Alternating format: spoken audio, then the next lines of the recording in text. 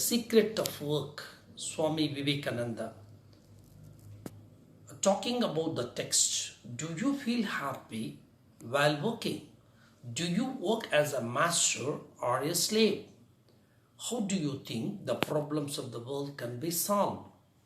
Do you believe that human suffering can be solved by selfless work? Is the secret of success based on the nature of work? Read the essay to find out. This is the second lesson. Now we are going to see the secret of work, titled or written by Swami Vivekananda. Now about the author. A versatile genius of India, Swami Vivekananda was born in the year 1863 and lived up to 1902. Was born in Kolkata on 12th January 1863. His original name was Narendra Datta. When he was born, his name was Narendra Datta. His father Vishwanatha Datta was an attorney of Kolkata High Court. His father was an advocate in Kolkata High Court. His mother was Bhuvaneshwari Devi. His mother's name was Bhuvaneshwari Devi. His talent and personality were influenced by his parents. He became a renowned personality not only in Indian country but also in the world. For that, he has got the talent from mom and his dad. He studied his school education in a metropolitan institution at Kolkata and obtained BA degree from the Presidency College, Kolkata. He was very eager to see God face to face. Right from the beginning, he had an attitude to see God face to face. People say God is there. For everything, God is the source for it. So that he decided to see God face to face.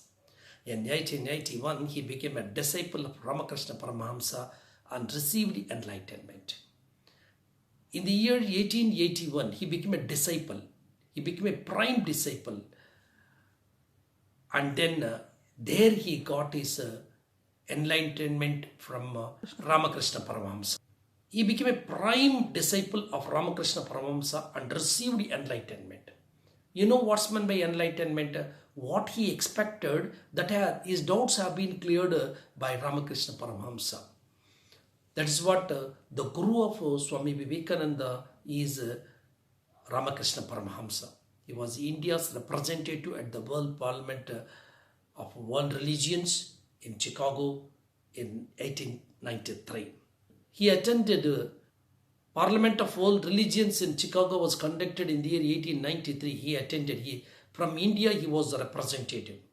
His call to the nation was, arise, awake, and stop not till the goal is achieved. Though he is no more even today, his quotes make us very, very inspiring, particularly to youth.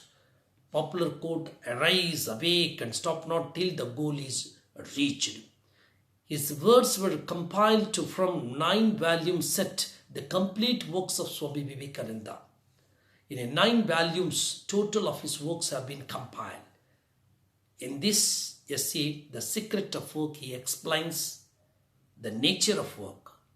What is meant by a work? What is the nature of work? How people have to do the work? The things that guide the conduct of human beings and the direct method of curing the miseries of the world. The world is full of miseries. What methods are there to cure the miseries or worries? He has suggested it even today. Large number of people, not only in Indian country, elsewhere in the world, they try to imbibe his preachings and they practice it. Secret of Work title, the author is Swami Vivekananda. The miseries of the world cannot be cured by physical help alone only. Until man's nature changes, these physical needs will always arise and miseries will always be felt, and no amount of physical help will cure them completely. The miseries of the world If a person is there, misery is there. If a person is there, worries are there. So the total world, people do have worries. The miseries of the world cannot be cured by physical help only. Suppose if I am unable to walk, if anybody helps, it is a physical help. With the physical help alone, one cannot relieved from all the miseries. The world cannot be relieved only by merely having physical help until man's nature changes. There should be a change of nature. The man's nature has to be changed. The man's performance attitude has to be changed. These physical needs will always arise.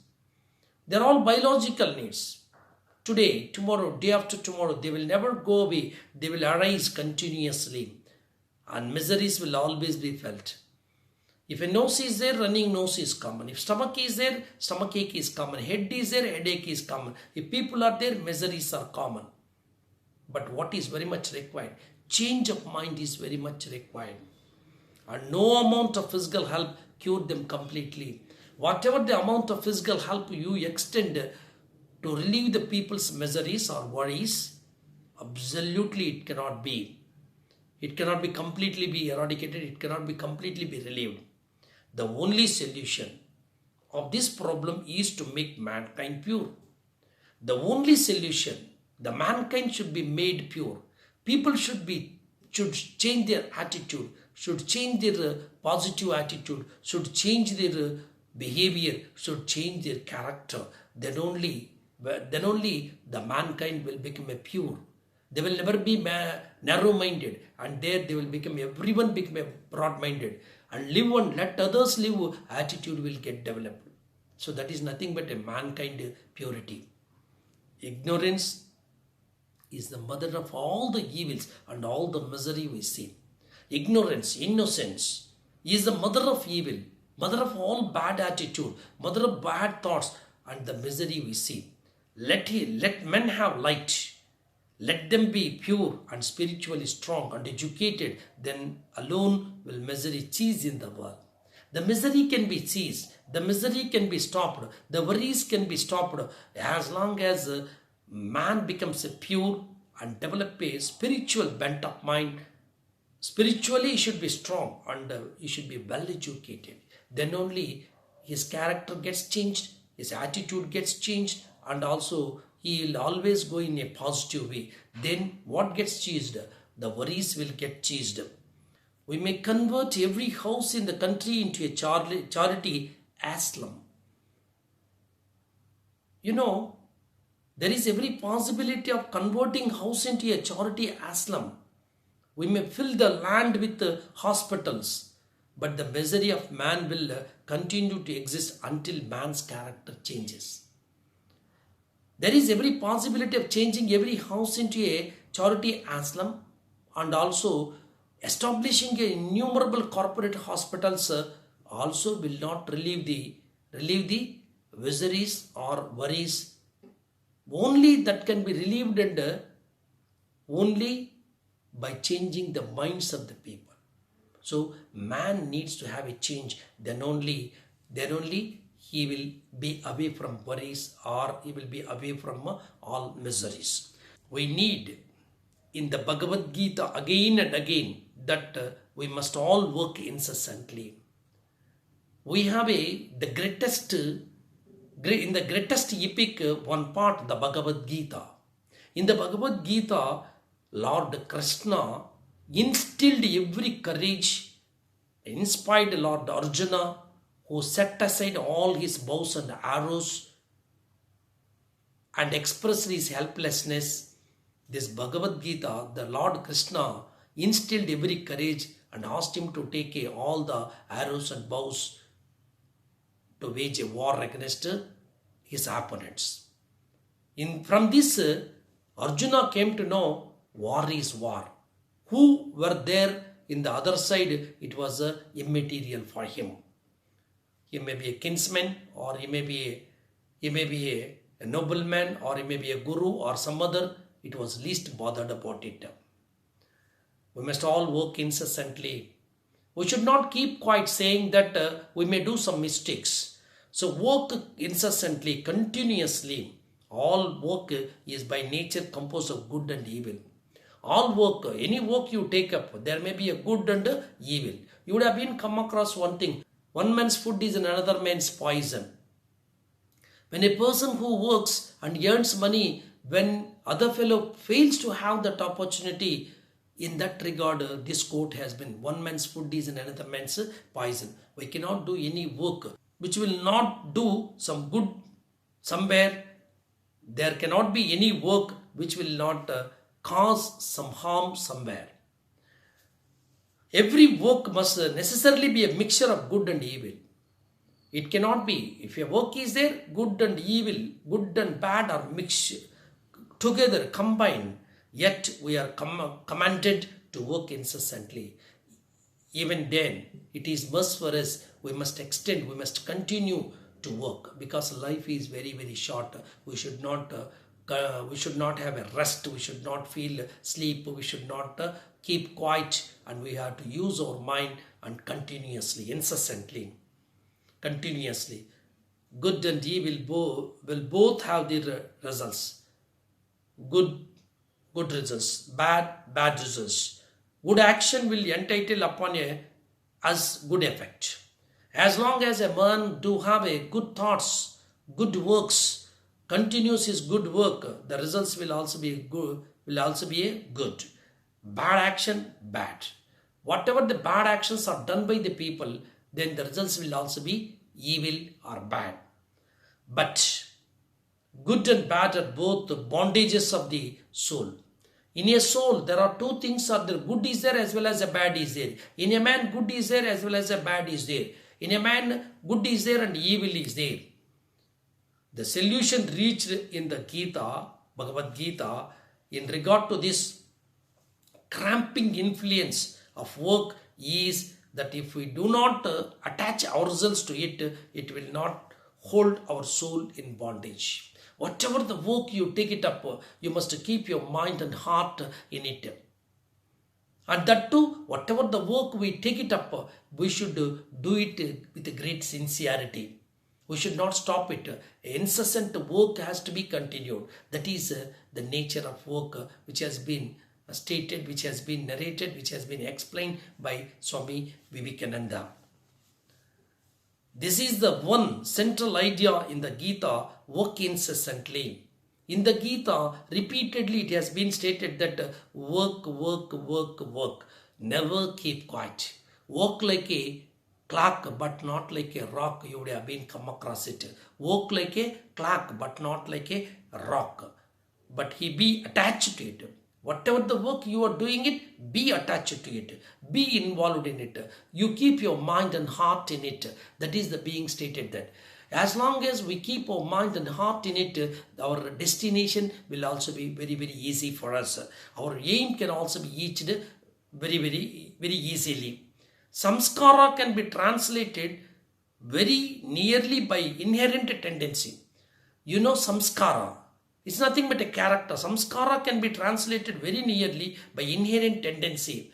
Using the simile of the lake for the mind, every ripple, every wave that rises in the mind, when it subsides, does not die out entirely, but leaves a mark and a future possibility of the wave coming out again. You know, mind do have a ripples.